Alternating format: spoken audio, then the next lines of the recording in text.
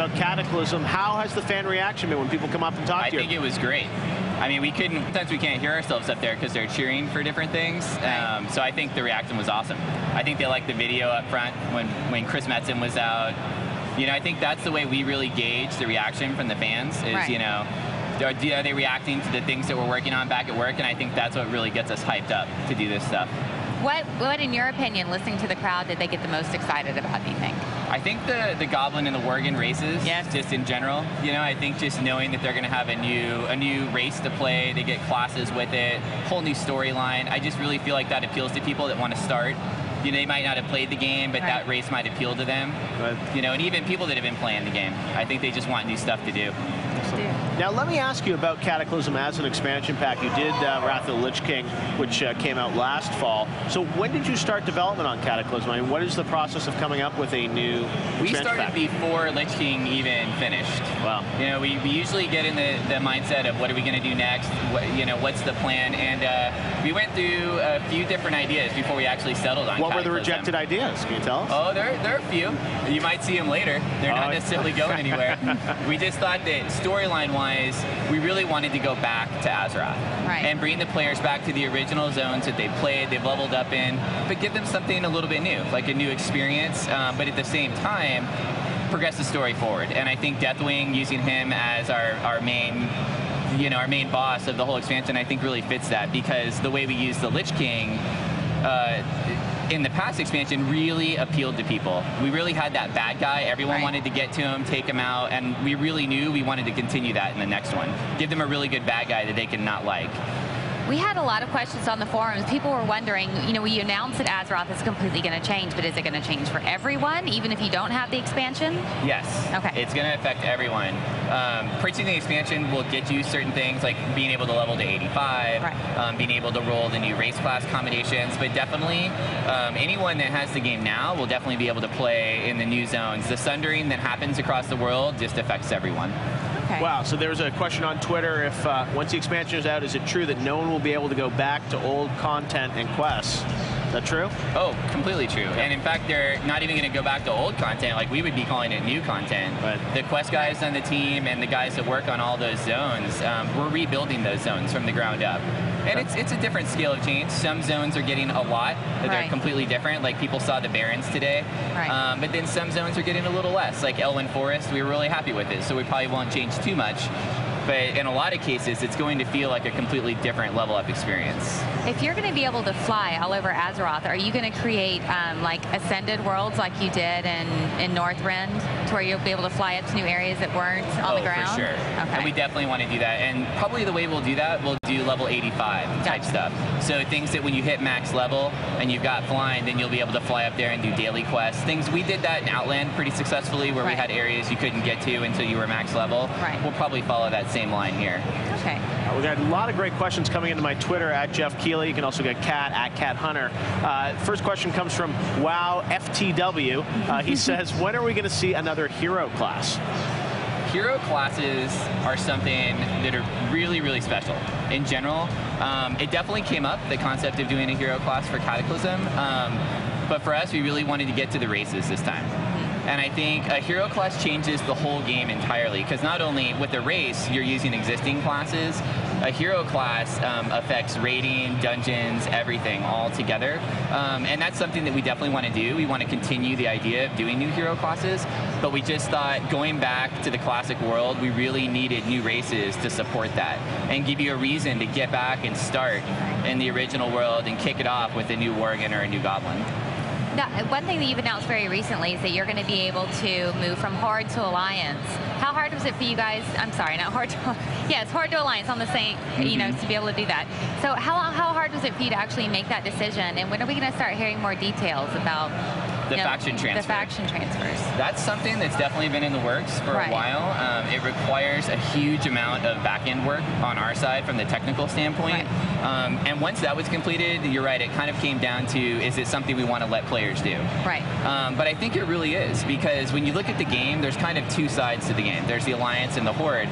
And you might not necessarily feel like it's a little daunting to start over, but maybe you've been playing Alliance for 4 years and you're ready to try something else. Or maybe one of your new friends rolled a new character and they're Horde. So what are you going to do? So really, we feel like it's a way to let people maybe try another side of the game that they haven't done before. And it also might be a way to let you play with friends that might have always been on the other faction side, and now you get a chance to play with them. Have you announced if you're going to be able to choose what race you join, or is that going to be something that you determine? You can choose any race that can play your currently existing class. Okay. So any race that can play that class, you can choose when you go to the other side. Do you ever plan on allowing people to change races within the same faction, or is it only within the faction changes?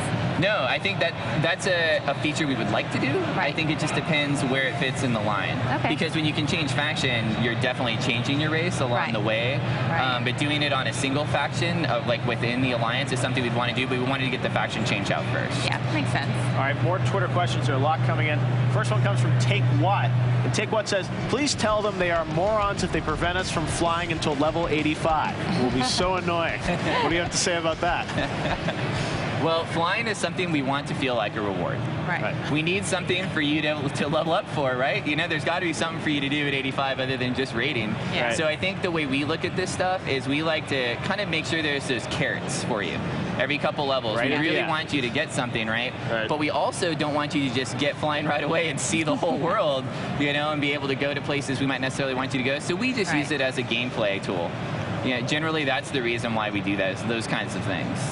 There are only 5 levels in this expansion, which is something new, not doing 10 levels. So how are you going to differentiate the the leveling up in this game compared to something like Lich King, where there were 10 levels?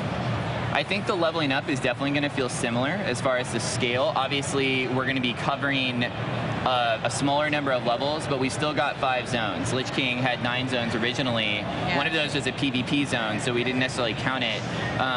But here, the zones are going to be a little bit larger than the zones you saw in Lich King, so there will definitely be more content within each zone. And as far as the amount of abilities we're going to give you, we're still planning on giving 80 and 85, and that's the same number that you got between 70 and 80 when you went to Northrend. Right. So we really feel like there's some similar qualities there. Okay. I just think it's important for players to know that just because the level number isn't going up by 10, that to not think they're going to get less content, because our plan is actually to give you more content overall. Yeah. But going back to the old world and redoing 1 to 60 in the classic zones really meant that if we were going to do all that content, you know, we had to do it on both sides of the stick. You know, we've got to make sure the new players have new stuff to do, and even people that want to re-roll. You know, I think that's a really important part of the game.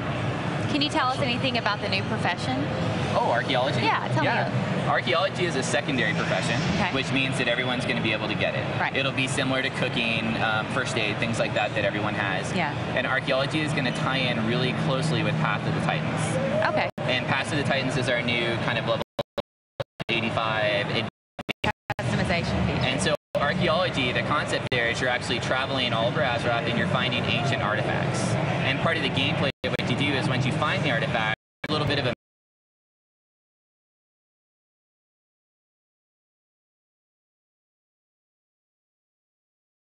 different profession plans. We're going to do general items. There's going to be money. But the greatest reward ever will be to unlock those new glyph slots that'll allow you to work your way through the new Path of the Titans stuff. Absolutely. So I think tying archaeology into the new Path of the Titans stuff really gives a cool connection between having a new secondary skill in the game. Okay. Now, Cory, I got to tell you, people are on fire for you on Twitter. They love you. My Twitter's going crazy with Cory questions. Let's get to another one here. This comes from Too Much Aggro.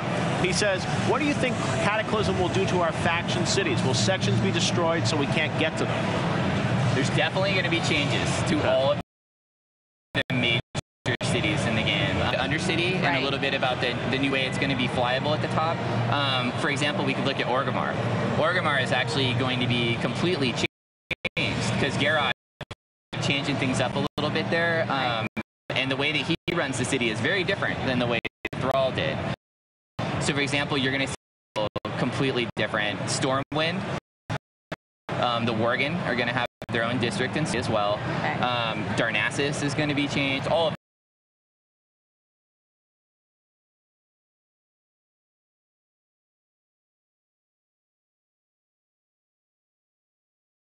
to kind of halfway do it, right? we kind of have to make sure not only the zones and the quests, but every area really feels like it supports the new fiction that's happening with the story. Absolutely. Well, thank you so much for coming by. Oh, no problem. We understand Love you're a it. very busy man these days.